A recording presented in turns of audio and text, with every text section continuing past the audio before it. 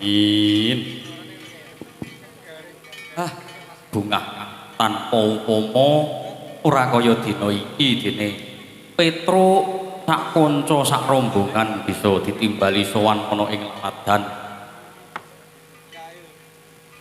Kelurahan Gondang Kecamatan Bladu Kabupaten Batang. Alhamdulillah. Nggih, kados menika samukawis Petruk dalasan sak rombongan pun agunging pangapunten iki mangke kersane kang ular-ular supados Kakang Gareng monggo Bu nyuwun suportipun kagem kadang perdo kula kanthi napa nggih derek dumateng para ibu-ibu waranggana nggih mawon Ibu Siwi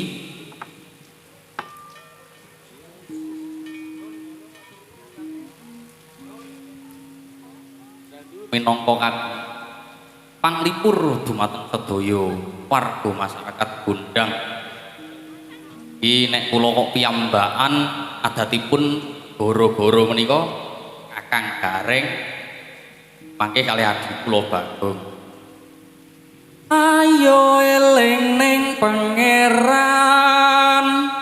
pangkat iku nyata angon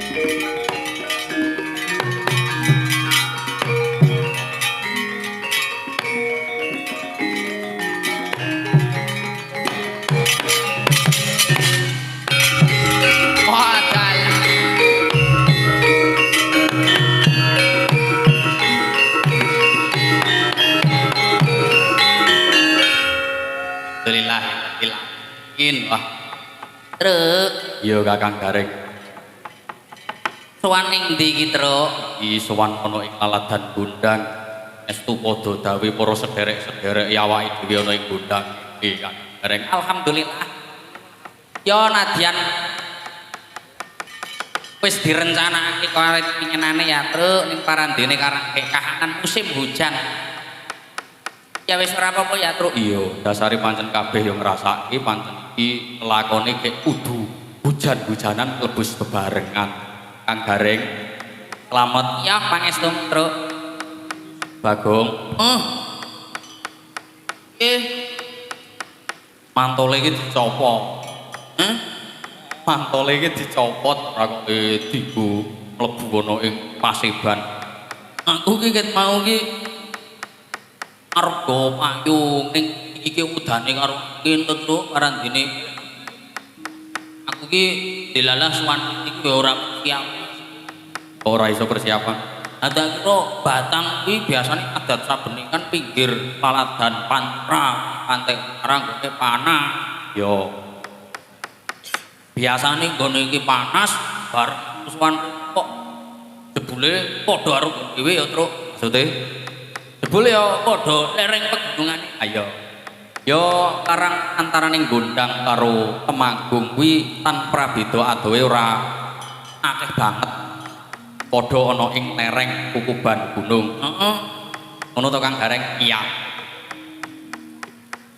burung asih aku ngatur larular ngarsane para pilenggah para ingkang kajat aku wis nampa layang kanca-kanca pradangga oh ayo ya Gusti iki sampean ular-ular sih nggih sepindah sumangga sesarengan ngunjukaken raos syukur ngarsanipun Gusti Allah Subhanahu wa taala. Ngono ya, Truk? Iya. Lire kepiye, Kakang Gareng? ana ing wanci sing wis ditentokake ana wanci sing wis di apa ki jenengane apa kuwi jenengane piye wong arep ngomong kok wis aduh aku kene ana udan apa meneh disoni karo Mas Angga iki rada berbet-berbet iki aku atiku yo sir-siran kok iso ajebul nek udan iki ya pengaruh ya Truk udan pengaruh piye tegese kejaba atiku sing berbet jebul son barang melu berbet ayo wis ora dadi ngopo Kang biasa ana mis ana ing panggung kuwi wis perkara sing wis lumrah mula awak dhewe iki kudu piye iso umpan papan ayo dibacotake nggih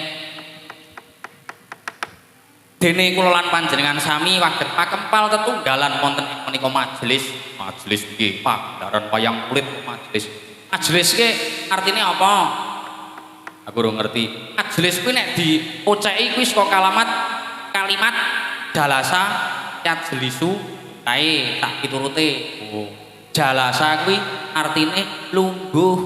Oh. Tegese iki lungguh ana ing saklebeting pagelaran wayang kulit iya. Oh, tak kira nek majelis hadroh apa selawat. Ya ora, ya engko kei selawat barang yo ora ikut. Iya. Ana ing saklebeting majelis paringi ayem tentrem. Ayo wong kudanan ya ayem tenan. Kang Bagong saiki kowe nglajenake. Ora ben diteruske gareng kae. Oh iya. Ingkang teng pundi kanthi mahwirah lan ugi rahmat lan kawelasaning Gusti kang karya jagat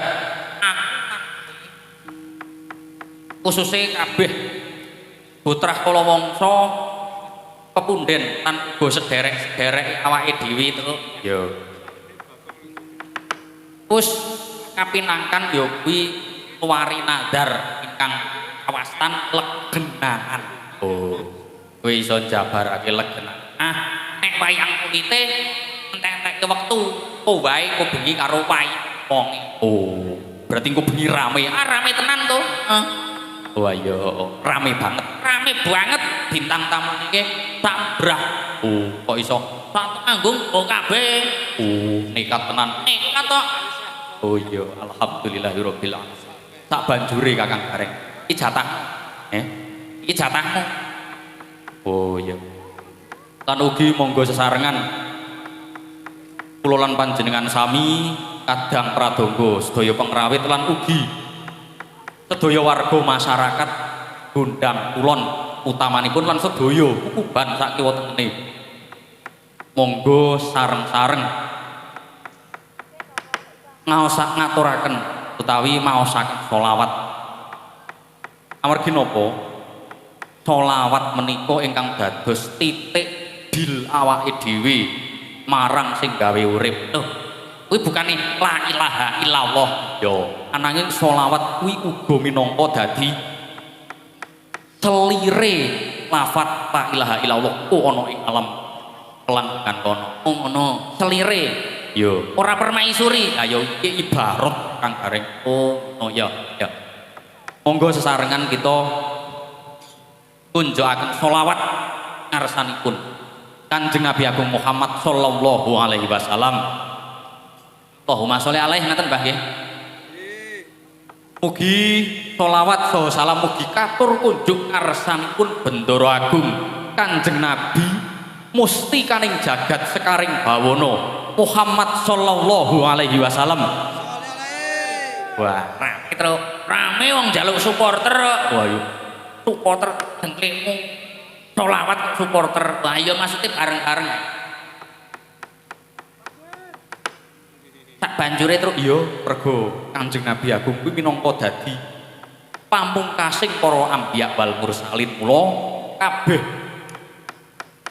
satriya pinandhita brahmana resi ana ing jaman purwa madya iki dipungkasi marang Kanjeng Nabi Agung Muhammad. Mula awak dhewe kabeh sing wis rasuk kapitadosan agama Islam wajib minangka rina pantaraning ratri tansah nglanggengake sholawat ngono ya Kang Gareng. Innallaha wa malaikatahu yusholluna 'alan nabi. Ngono kae. Apa kuwi artine? Innallaha sak temne Gusti Allah wa malaikatahu lan pira-pira malaikate Gusti Allah yusollu padha selawat Nabi nganti Kanjeng Nabi. Lho. Gusti Allah Gusti kang karo jagat wae ngaturaken ujo bekti selawat karsaning Sang Gusti kang jagat ngono lho Kang Reng. Heeh. Para malaikat dat-dat ingkang suci, para malaikat titah-titah ingkang suci wae diwajibake selawat karsaning Bendara Agung. Awak dhewe iki laming sak derma macu kiling bebarengan balingan. Oh. Tukiling balingan. Apa terus iki awan dicekson sik kok. Oh iya. Rada nyengko. Ayo ora apa-apa. Ngapuntene para lenggah.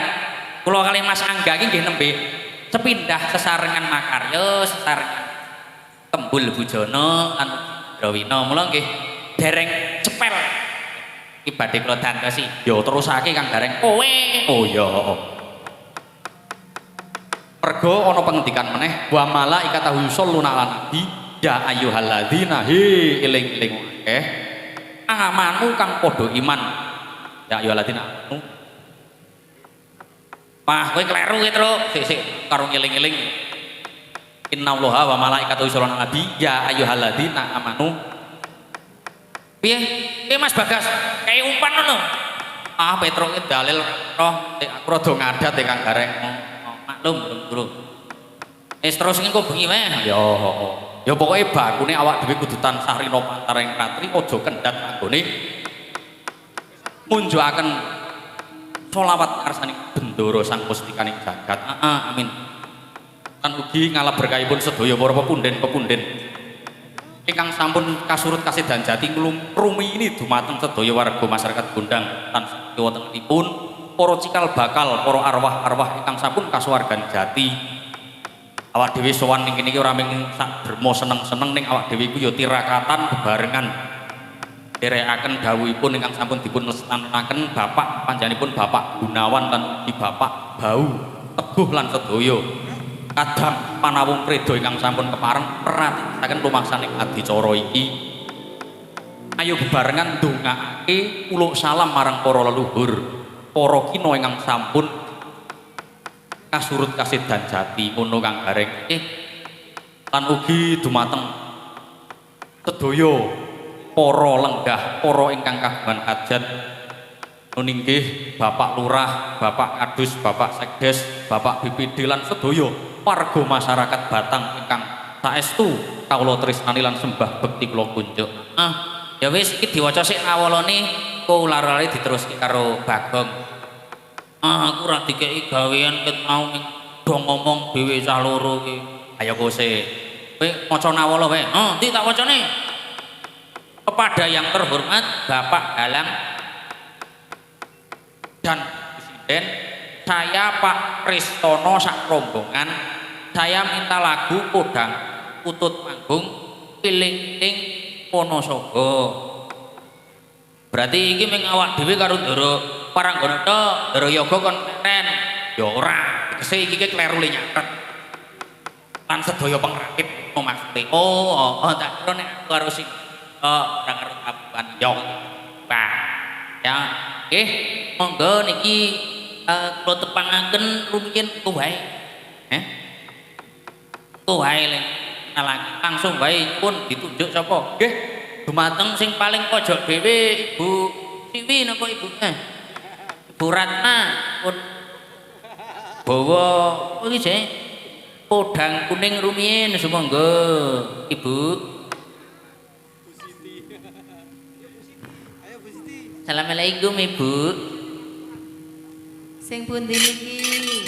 Bu Siwi napa sing pojok? Nggih panjenengan dika Ibu ingkang kawula mulyakaken. Sumangga nderek pambagya harja rumiyin dumateng para ibu-ibu ingkang wonten ing andhinging jenengan. Nggih. Bawa mawon nggih. Pripun? Salam. Pripun? Nganu mawon le kenalan mangke dalu niki langsung nyuwun bawa iki mawon nggih. Heeh nderek nyuwun tintinganipun Ndara Yoga. Bawa podang kuning. Nadyan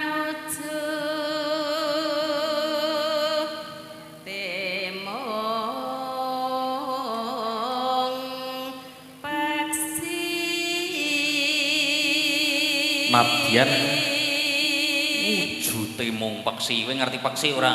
Hah? Peksi tambal ban. Oh ngawur.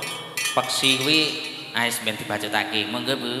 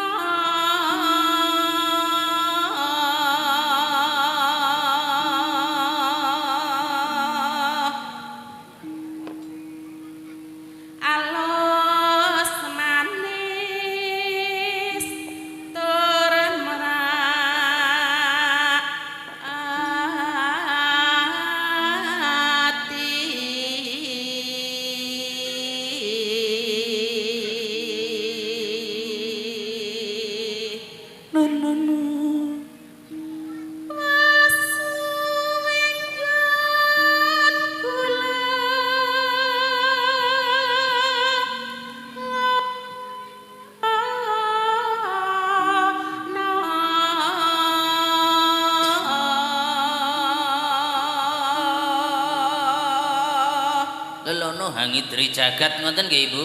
Nggih. Nggih. Nenen. Golek isi podang jenah.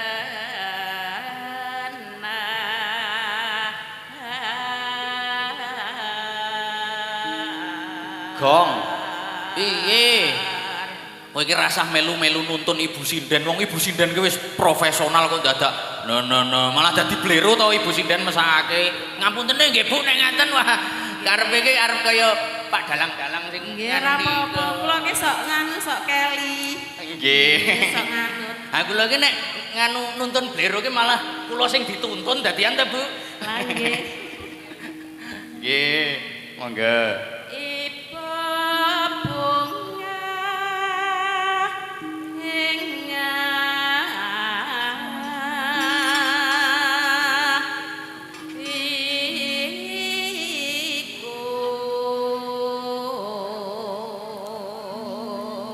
Terus piye?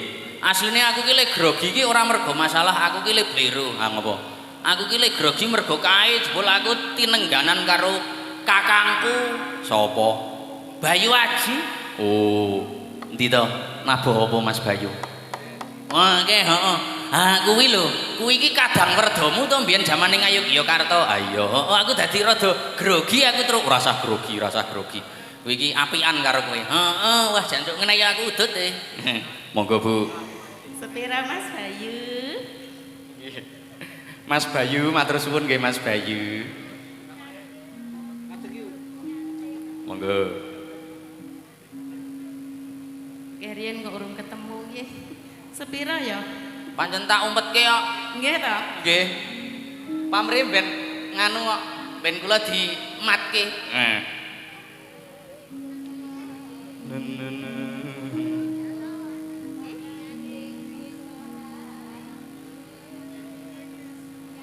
Nyandeng bisa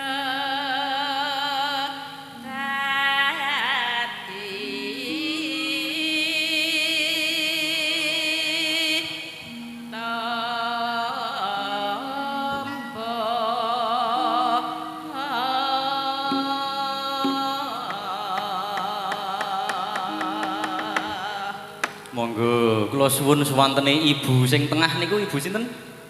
Ah, nomor 3 saking mriki. Monggo dipun dawuhaken tuk podang kuning, Bu. Esok awan ning omah wis ora kerasan. Nyurat anggolek sing tak sayang.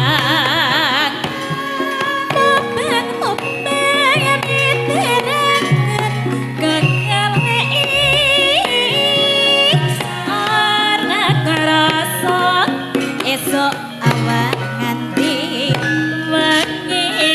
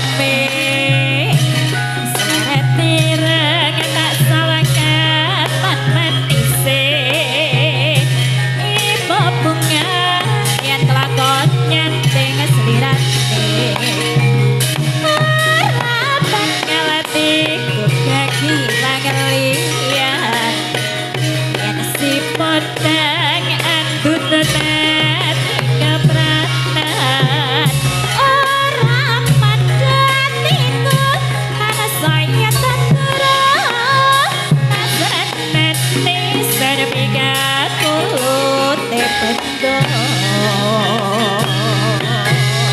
Nggih, matur sembah nuwun ibu-ibu Waranggana. Truk, piye? Korek kecepit pring. Apa kuwi parian apa kuwi? Lagune meneh. Pokoke aku nderek wingking. Walah. Ame ngarep muni ngono kowe kok dadak korek. Ah kanca-kanca yoga ki ya ming nyekel korek urung keduman rokok. Wah iya, heeh. Mosok kowe udut dhewe, Gong. Ah wong karang biasane iki dalange cuk ngeleling dinai rokok ning parandene kanca-kanca yoga kayane urung keduman. Oh, njur kowe nggih parian ngono kuwi. Iya. Lanjut lagu berikutnya, Truk. Ayo.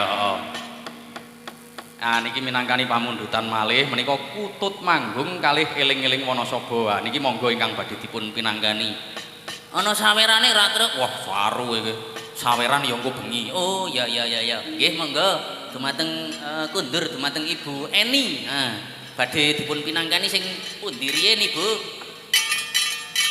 Eling-eling Wanasaba napa sing Kutut Manggung? Monggo nderek jenengan pokoke kula. Ibu Eni napa Ibu Siwi? Nah, oh iya.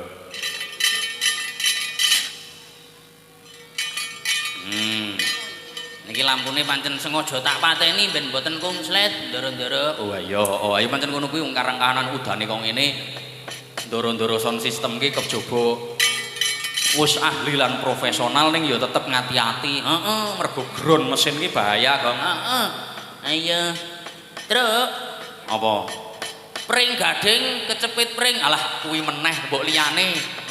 Iya. Parian kok ora ana gantine, heeh. Ayo mbak menawa kadang ki ndara kadang panawung kreda ki asline wis arek bagekke ning lali. Wah iya. Kowe ra nggih parian Kang Gareng. Bagonge senane cuk saru. Wah iya. Ayo kadhi-kadhi nglinting-nglinting ngono ta, Gong. Heeh, siap. Apa dumi selencer sik ora apa-apa ta, Truk? Ah iya. Ya, monggo Ibu Waranggana badhe minangkani napa rumiyin. Menika eling-eling Wanasaba menika sik pripun, Mas? Eling-eling Wanasaba niku ki wong niki ki kadose nek piyai mriki lak adatipun lenggeran kalih napa nika?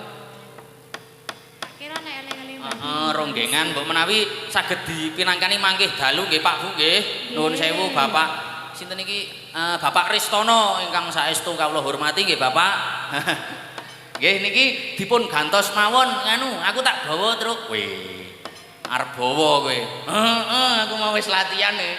Aku ki teko dhisik dhewe karepe ben disiki gamelan jebul malah kedisikan gamelan Truk. Oh. Anjur aku le latihan ki ngenteni wong-wong do sare. Oh. Ning nganu Gong, iki wayangan awan ki kok ndak ngentek-enteke wektu ki rasah bawa. Teko ben Ibu Waranggana. Heeh, ngono. Ha iya, engko bengi wae. Oke, siap. Nggih, monggo niki dumateng ibu-ibu pun nderek merdika mawon. Badhe minangkani napa? Pepiling nggih, purun. Nggih, pepiling dibawani riyen nggih. Ibu Eni nggih. Jam 3 Truk. Oh, kurang sithik. Pas dibawa karo Ginembang. Monggo.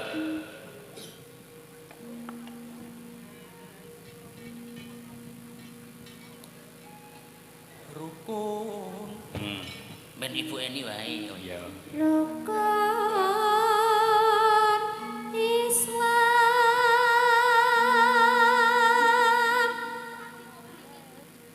kang limapun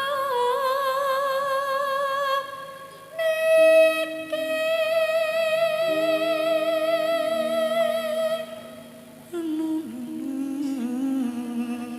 katindakna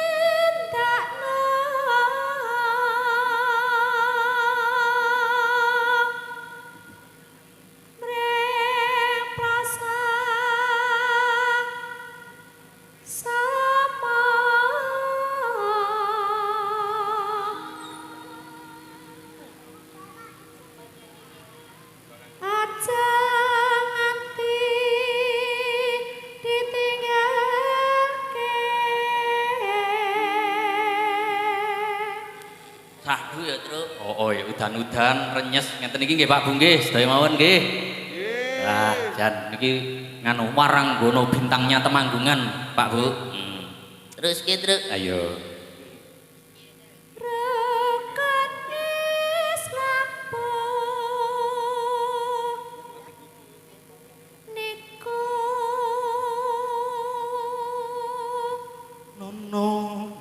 sahabaté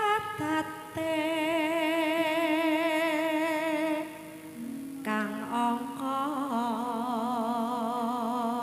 siji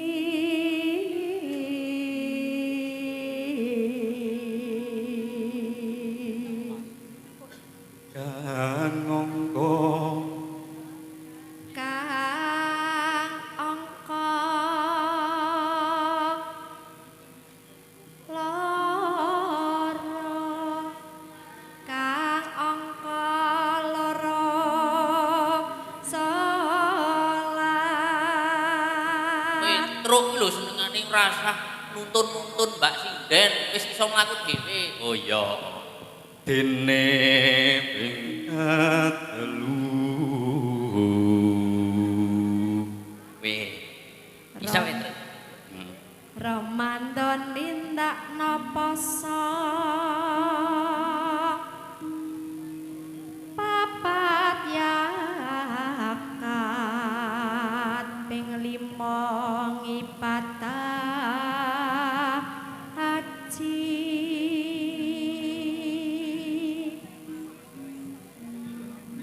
rukun Islam sampurna.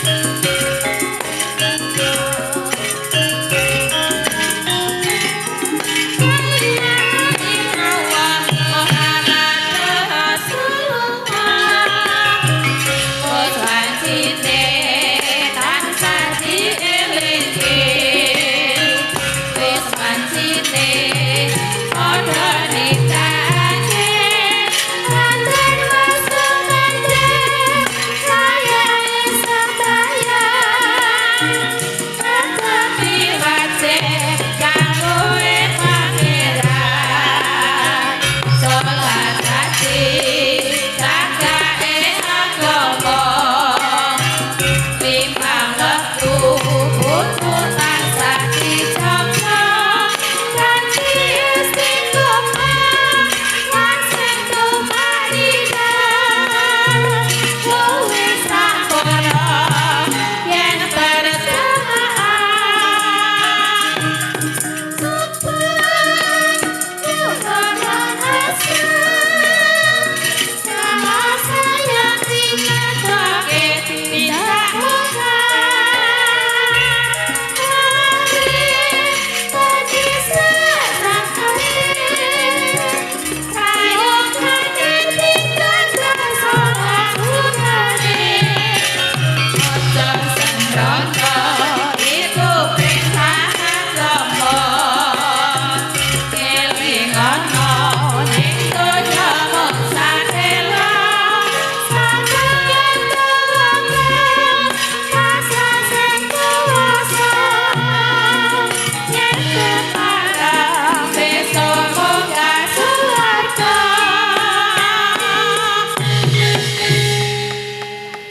Nggih, matur sembah nuwun keranten wonten ing Klampis Ireng menika nembe ketamon bendoro kula. Nggih menika Sang Raden Parikesit ingkang nembe badhe dipun jumenengaken nata. Truk, aku iki wis persiapan lurung nampa tamu agung ki Raden Parikesit. Awak dhewe iki rasane nderekke bendoro-bendoro ki ya mulya ya susah ya Truk. Kok iso? Ayo awit zaman Bambang Parikenan ya ndoro Bambang Parikenan medun Bambang Sakri. Sak pemedune meneh ya to awit biyen Prabu Yayati. To Truk. Ayo. Ngasih tekan mbah-mbahne para Pandhawa ing Saptawarga. Ayo. Medun-medun meneh ngasih tekan para putra-putra Pandhawa, Truk. Ayo, alhamdulillah dhewe pancen diparingi panjang yuswa. Panjang yuswa. Ngunku ora panjange. Ora lucu gonggong nek ora ana sepelane ora lucu ki. Masalahe kowe wis karo kesusu. Iya. Lah sak banjure piye, Truk? Ayo iki tutpuri ak dhewe nderekke bapakane Semar. Raden Parikesit iki delok meneh arep diwisuda. Ning yang ana, Truk. Awit lelakon biyen kelingan ora jaman Ramayana. Aku biyen malah ming nganu buruh golek gedang. Kok iso? Anoman iki sedina mangan gedang paling ora rong cengkek ki. Ayo karang panara, Truk. Ayo. Wah, biyen gek jaman awak dhewe lelakon Rama Tambak ya, Truk. Ya ana ing lelakon Rama Tambak ki dhewe bahu membahu berjuang nderekake Prabu Sang Marting Jagat Prabu Rama Wijaya ngono Kang Gareng. Pedun ngasih tekan sak ngandhap-ngandhape kok saiki awak dhewe. Aku ya wis tau nderekke Ndara Bisawarna barang lho, Truk. Kapan? Andek kae aku didhawuhi kon ngeterke layang undangan. Oh, berarti wis tau tekan Singgelapura barang.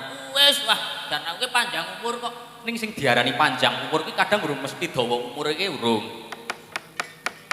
Kadang 20 tahun, 23 wis kepundhut ki akeh miturut ya nderek Kanjeng Nabi ya sedane ya suku ki malah gladras to, Truk. Ayo. Maksude sing diarani panjang umur kuwi kadang mergo jenenge apik, lelabuhane gedhe tumrap nusa bangsa lan agama. Kaya dene panjenenganipun para bapa-bapa perangkat desa iki dicontoh ngono Kang Gareng. Nadyan akeh sing wis kasurut kasedan jati ning parandene asmane isih kuncara isih anggonto arum kuwi sing jenengane panjang umur kuwi asmane isih dieling-eling terus. Ngono ya Kang Gareng. Kok Kang Gareng piye to kowe iki ngantuk? Wong kuwi jenengmu dhewe. Truk ya. Saiki awak dhewe nderekke putune para Pandhawa. Wah wis tuwek banget berarti awak dhewe. Ayo sae, Truk. Nggih. Srepeg songo wae, ayo. Karang kadempel dituju. Oke.